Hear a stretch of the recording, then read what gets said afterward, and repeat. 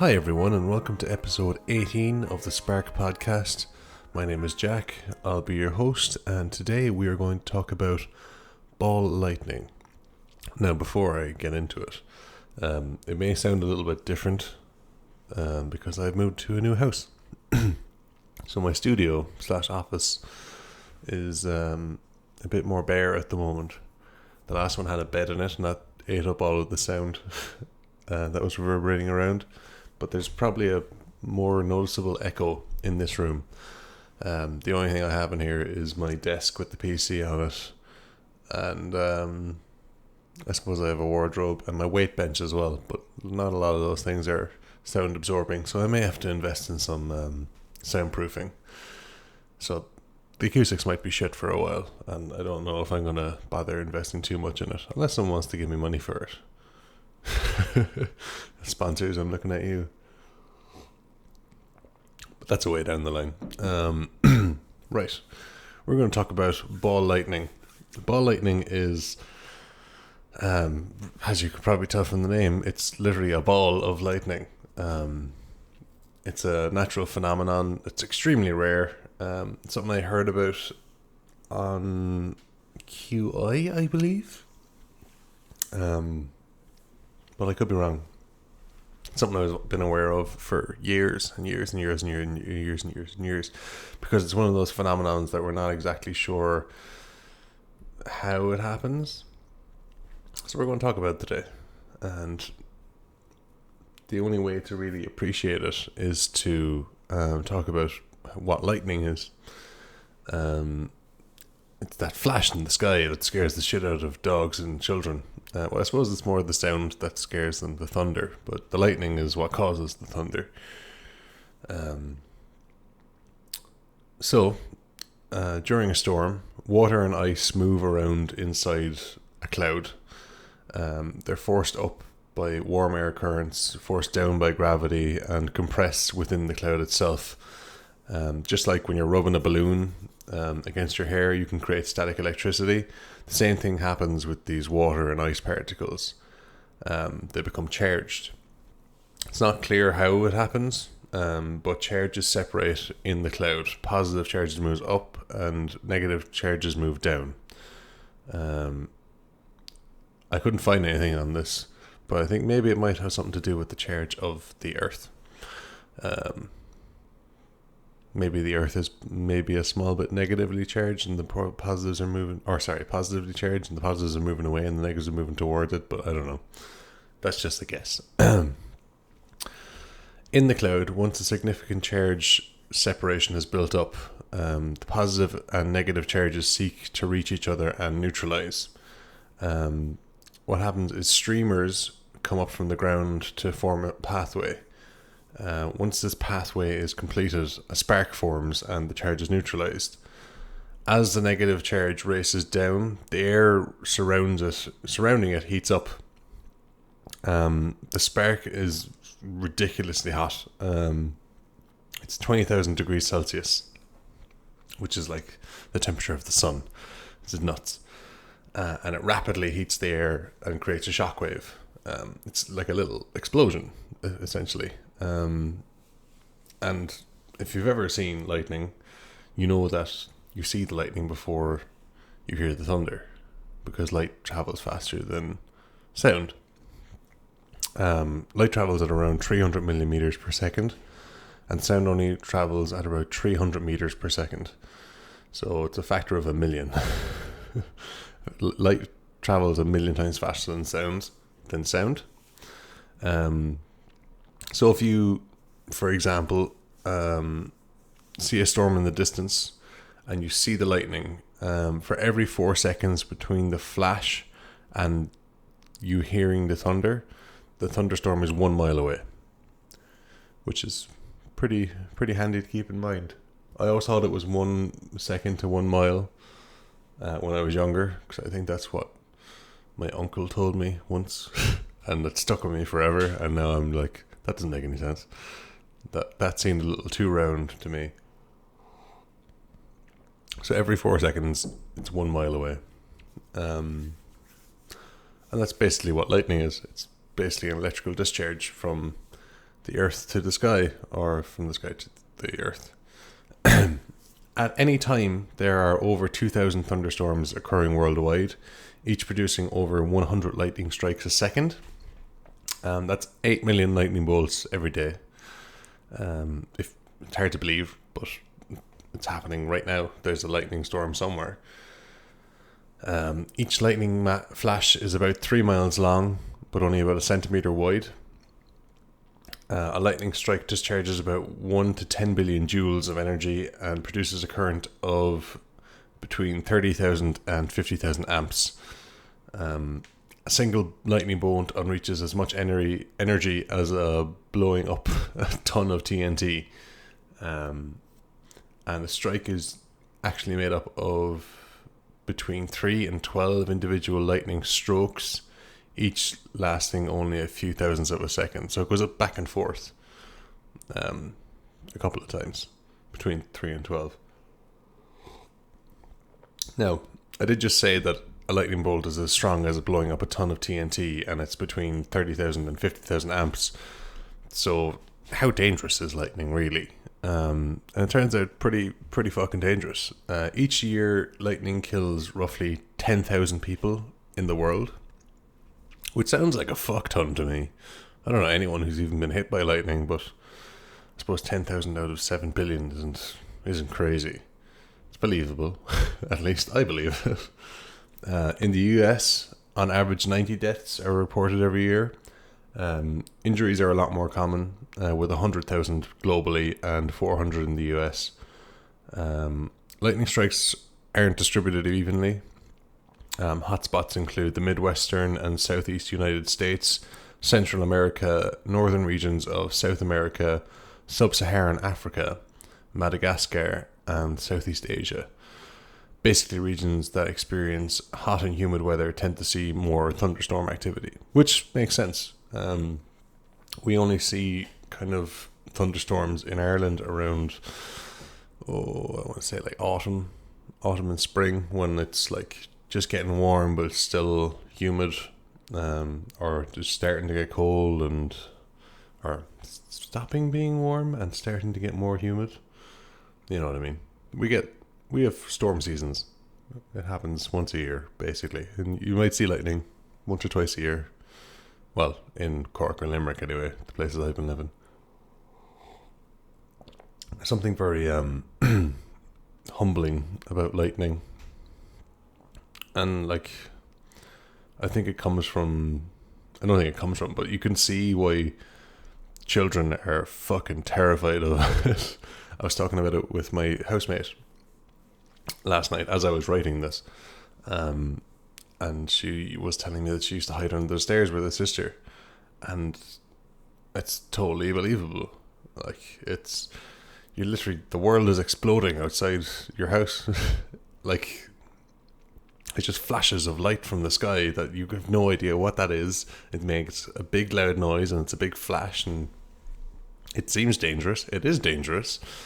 And there's some inbuilt human thing to just run away from that. Just no. You can't fight this. Go away. Just hide somewhere. And that's what kids do. And that's what I feel like whenever I'm in the middle of a storm. I often see storms in a distance. It's very rare that I'm actually in the middle of a storm. And lightning bolts are fucking terrifying. When they happen right outside your house, it's nuts. And that's it. And you go blind for a second. And you just hope that nothing is damaged. I'm sure there was a few fires in Cork recently, actually, from lightning storms. Yeah, it's about that. It's about that time right now. End of summer, autumn's coming on. It's lightning time. There are different types of lightning. You have cloud to ground lightning, which is negative. A lightning discharge between cloud and ground, initiated by a downward moving negatively charged stepped leader, abbreviated CG, negative CG. Negative CGs are more common than positive CGs. Most of the lightning you can see striking the ground in a storm is of the negative cloud to ground variety. Negative cloud to ground, negative CGs, lightning strikes can be identified visually and in photographs by their distinctive downward branching, aside from the portion of the channel very close to the ground where upward leaders can be branched upward.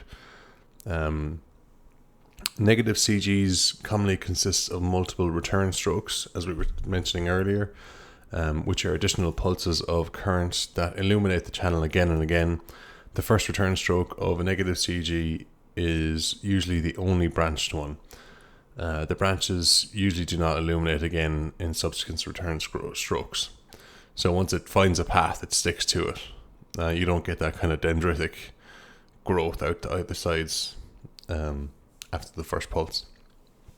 You also have positive CGs. Positive CGs are less common than negative CGs and usually are associated with supercell thunderstorms and trailing stratiform precipitations regions between squall lines. I'm not entirely sure what that means, but that's different types of clouds. I can't really describe what those types of clouds are. You're going to have to look at them. Stratiform and squall. Positive CG lightning strikes can be identified visually and in photography by their distinctive lack of branching. Positive CGs occasionally will have branching at the higher altitudes but rarely near ground. So it's the opposite of the negative CGs, which makes sense. Positive, negative. You also have ground to cloud lightning. Ground to cloud lightning, sometimes called upward moving lightning, is a discharge between cloud and ground initiated by an upward moving leader originating from an object on the ground. Ground to cloud lightning strikes are common on tall towers and skyscrapers. Ground to cloud can be abbreviated as GC. I'm just going to call it GC lightning. GC lightning can also be either positive or negative in polarity. Lightning that demonstrates upward branching is a clear indication of a GC flash, a ground to cloud flash. Though some upward moving lightning is branchless below the cloud base. You also have intra-cloud lightning. This is the most common type of electrical discharge. Lightning inside a single storm or cloud, jumping between different charge regions in the cloud. Intra-cloud lightning is sometimes called sheet lightning because it lights up the sheet or the sky with a sheet of light. All of or parts of the actual channel may be obscured inside the cloud and may or may not be visible to an observer on the ground. This is not to be confused with cloud-to-cloud lightning. Do I have cloud lightning here? I don't. But obviously cloud-to-cloud lightning is cloud-to-cloud lightning. It goes across the sky from one cloud to another, whereas the intra-cloud lightning is all within one system. So you'd have like one, what we call a peak on a cloud to another peak on a cloud of the same system, or within one massive storm, which is fairly common. It just lights the sky and there's no interaction with the ground. You have anvil crawlers. These are the kind of creepy tree-like in-cloud lightning discharges whose leader propagation is resolvable to the human eye. In other words, the anvil crawler's movement is slow enough compared to most other lightning charges that a human observer or normal speed video camera can see its rapid motion across the sky. This type of lightning, sometimes referred to as crawlers or rocket lightning, often cover very large distances, resulting in vast, spectacular sky-filling discharges. They're the kind of ones that spread out everywhere. They just branch and branch and branch and branch into different charges relatively slowly. They're very often very high altitude events, and as such typically result in soft rolling thunder due to a great distance from the observer. The name anvil crawler is derived from the visible crawling motion and their tendency to appear along the underside of the anvil portions of a thunderstorm. Anvil crawlers can either occur independently, completely within the cloud, or in connection with a cloud-to-cloud discharge. So they're just the big spreading ones that are pretty cool, and you hear the rolling thunder from it. They're like boom, boom, boom, boom, boom, boom, boom. I'm not very good with my thunder noises. I don't know why I tried. Um, Actually, it reminds me. I use an app when I'm reading.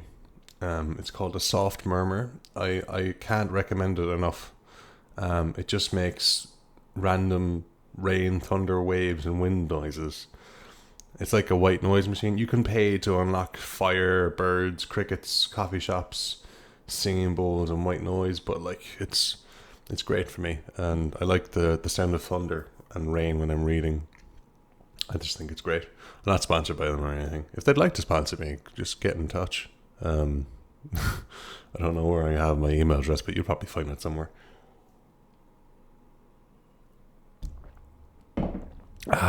Coffee's gone. Back to lightning. You also have bolt from the blue, which is a fairly common saying. A bolt from the blue, which is sometimes called anvil lightning, not to be confused with anvil crawlers or anvil to ground lightning. A bolt from the blue is a name given to a cloud to ground lightning discharge that strikes far away from its parent thunderstorm. A bolt from the blue typically originates in the highest regions of a cumulonimbus cloud, traveling horizontally a good distance away from the thunderstorm before making a vertical descent to Earth. Due to the final strike point being a significant distance from the storm, sometimes up to 10 miles away, these lightning events can occur at locations with clear blue skies overhead, hence the name. While many bolts from blue are positive flashes, some are not. Some are negative, I assume. It didn't say much more than that. It just said some aren't positive, so they're probably negative. You have cloud to air lightning. It refers to a discharge or a portion of a discharge jumping from a cloud to clear air. Technically speaking, all cloud to ground lightning strikes contain cloud to air components in the many branches that extend away from the main channel and terminate abruptly in mid-air. But the most visually dramatic examples of cloud to air lightning occur when a long, bright lightning channel jumps out of the side of a cumulonimbus cloud and terminates in the clear air surrounding the storm. So it just flashes out and doesn't go anywhere, it just stops in the air. Cumulonimbus. It's a difficult word to read. It looks like Columbus to me for some reason. And whenever I look at it, I just go, oh, Nina Pinta and Santa Maria, Columbus. But it's cumulonimbus. You have bead lightning too. Bead lightning is the name given to the decaying stage of a lightning channel in which the luminosity of the channel breaks up into segments. So you'll have gaps between. And that's why it's called bead lightning. Nearly every lightning discharge will exhibit beading as the channel cools immediately after the return stroke, sometimes referred to as the lightning's bead out stage. Bead lightning is more properly a stage of a normal lightning discharge rather than a type of lightning itself. You have ribbon lightning, which refers to the visual appearance of a photographed lightning's flash individual return strokes being separated by visible gaps on the final exposure. So you'll see like 4 or 5 streaks just right next to each other, and it's something that is caused by wind blowing the lightning channel sideways during the exposure. So it's not the camera moving, it's actually the lightning moving itself. You can see photos of it online. It's they're fairly interesting. It just looks like a really wide channel of lightning with gaps in between. You have sprites and jets as well. These are the last ones I'm going to talk about because we're going way too much into lightning here. Electrical discharges that occur high above active thunderstorms are called sprites and jets. Sprites appear as vertical red columns. They have been found to occur in conjunction with or as a reaction to positive cloud-to-ground lightning charges. They are swift and faintly lit, making them nearly invisible to the naked eye and difficult to photograph. These phenomena are best viewed at long distances from large thunderstorm complexes, at least 100 miles away. So they're difficult to see, and they're red. They seem like they shouldn't exist. I think they're fucking magic. It's our remnants of lightning, or our remnants of magic. Just lives in lightning. Right, so we've talked about all the different types of lightning that we know exist, that we have many, many examples of, and clear evidence of. But we're here to talk about ball lightning. Now, instances of ball lightning, which is a glowing electric orb in the sky, have captivated and mystified us for centuries. Tsar Nicholas II, I could be wrong. Tsar Nicholas was the guy during World War One. He was the Tsar of Russia. He was the guy who basically hired Rasputin to take care of his son, who was a haemophiliac. And Rasputin saved his son, but Rasputin became like the fucking weird leader of Russia indirectly. Like, Rasputin's a fucking... Rasputin is a different podcast. I could talk about Rasputin for hours. Well, maybe not hours, but a long time. But Tsar Nicholas II, when he was a child, reportedly saw ball lightning. He seems like a reputable character. It's a bizarre phenomenon, also known as globe lightning, usually appearing during thunderstorms as a floating sphere that can range in colour from blue to orange to yellow, and disappearing within a few seconds. It's sometimes accompanied by a hissing sound and an acrid odour. One of the first recorded sightings of ball lightning occurred in 1638, when a great ball of fire came through the window of an English church. That and other early accounts suggest that ball lightning can be deadly. At least one study theorized that about half of all ball lightning sightings are hallucinations caused by the magnetic fields during storms. That said, scientists seem to agree that ball lightning is in fact real, even if they don't fully understand what causes it. Researchers from, I may butcher the name of this, Lanzhou in China. It's China's Northwest Normal University, inadvertently recorded a ball lightning event while studying a 2012 thunderstorm using video cameras and spectrometers. The ball appeared just after the lightning strike and travelled horizontally for about 10 meters. The spectrometer detected silicone, iron and calcium in the ball, all of which were also present in the local soil. The Lanzhou researchers' papers kind of support the theory that ball lightning results from a ground strike that creates a reaction between oxygen and vaporized elements in the soil. This ionized air, or plasma, is the same condition that enables St. Elmo's fire, the stationary glow that is sometimes confused with ball lightning. So St. Elmo's fire is just another word for plasma. And if you don't know what plasma is, it's fucking cool. If you go to school, you're always told that there's 3 states of matter. You have your gas, your liquids, and your solids, but there's actually 4. The 4th one is plasma, which is essentially just a superheated gas. It's what lightsabers are made out of in Star Wars. But like you can get those plasma toys. Like if you go into like a science shop, or sometimes they have them in Debenhams around Christmas time, you'll have those orbs with like the little kind of tendrils of light coming from a little ball inside of the glass orb. That's plasma. It's basically just superheated gas, but that's a fairly safe version of it because they sell it to children. Plasma is cool. That might be another podcast. I'm coming up with ideas while I'm writing this one. But yeah, that people call it St. Elmo's fire for whatever reason. Apparently, St. Elmo was the first person to see it. The presence of glass may actually be a major factor in generating ball lightning. according to another theory published in 2012. 2012 seems to be the big year for fucking ball lightning. I don't know why. Atmospheric ions could pile up at the surface of a window, producing enough of an electrical field on the other side to generate a discharge. Another study published in 2016 suggests that microwave radiation produced when lightning strikes the ground could become encapsulated in a plasma bubble, resulting in ball lightning. Ball lightning has also been associated with earthquakes. The rare flashes of light sometimes seen around earthquakes can take many forms.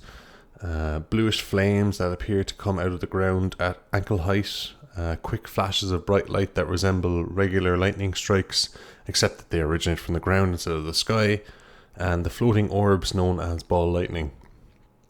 In 2014, in a study of earthquake lights, researchers concluded that certain rocks tend to release electrical charges when a seismic wave hits, sparking colourful displays of light. Aiming to understand how ball lightning happens, scientists have tried to recreate it. In 2006, researchers at Israel's University of Tel Aviv created a laboratory version of ball lightning using a microwave beam. In 2018, quantum physicists demonstrated a synthetic knotted magnetic field that mirrors and possibly helps explain ball lightning. But despite all these investigations and lab experiments, ball lightning still refuses to be pinned down. Scientists say that they have much to learn about the mysterious phenomenon, and it might be a while before we figure it out. Now, that's all the research. In my theory, I'm not a scientist. I'm barely an engineer. But what I think happens is basically a combination of what they've already come up with. Is because they found particles in the lightning that were part of the soil. What I think happens is the lightning strikes the soil, and because there's so much fucking energy, it just blasts it into the air, and it superheats it. And those particles become, well, they go from solid to gas to plasma almost instantaneously. And you gotta remember, these things only last a couple of seconds. So what I think is happening is these particles are vaporized instantaneously, and they're all together, they're all blasted up, and only the ones that are, like, when it hits the ground, I imagine particles are scattered everywhere, but the ones that go basically into the air together are still on that arc of the lightning strike. And as I said earlier, the lightning goes back and forth like between 3 and 12 times, so it's just a constant heat for milliseconds, don't get me wrong, but it's a lot of heat. So what I think is happening is the particles are blasted up. The ones in the middle that are still on the arc of the lightning become so superheated that they become plasma. And you gotta remember, when things become gaseous, they become a lot less dense, and they can float a bit. And if you become more gaseous than gas, i.e. plasma, you're going to glow and you're going to float up. That research paper from Sanzhou said they saw it go upwards about 10 meters, which makes sense because it's less dense than the air around it, so it will go up if it is in fact plasma. But it doesn't make sense because then it wouldn't be lightning. Maybe it isn't lightning, it's just called ball lightning because it occurs during thunderstorms. But then that wouldn't really explain the when it happens around windows. There are a lot of illustrations. One particularly good one of 4 French lads sitting around a table, and there's just like It's not a crude drawing. It's better than what I could do, but like for Renaissance era, it's pretty crude. They're sitting around a table. You can find it online if you just search ball lightning. It'll probably be in the top 10 Google images. But there's 4 French lads sitting around a table, and there's just like something that looks like the sun, but a very small version of it just comes in a window, and they all jump out of their seats and go, "Ah, fuck!" The sun is coming in the window. That's a reported sighting of ball lightning. It doesn't really explain the window one, but maybe they're 2 different things. There are a lot of things over the course of human history that we thought were the same, but were in fact very different. A lot of things we thought were very different are in fact the same. And the only way to find out is to learn more about them. And I'm not going to do that. I'm just going to talk about it at the start. Hopefully someone else will look more into it. I really hope so, because it's one of my favorite things to talk about when people say, people don't say it a lot, but sometimes people will come up to me and they'll be like, "Oh, do you know anything that we don't know or possibly can't ever know?" And obviously, like, the meaning of life is a big one and all that shit, but this is one of my favorite ones to bring up, is ball lightning, because not a lot of people know about it.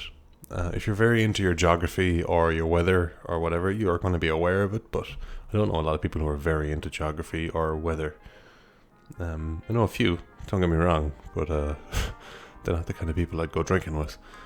Although, I suppose if we were going to talk specifically about this, I probably could have a pint or 2 with them. But anyway, that's enough about ball lightning and my rambling for now. I am going to pack this up, put it up online, and I'm going to go for a run, because it's nice and raining outside and I haven't gone for a run in the rain in a while. Thank you for listening. If you have any feedback or comments whatsoever, please feel free to comment down below. All my sources are in the description as always, and I'll see you next time. Thank you, and bye bye.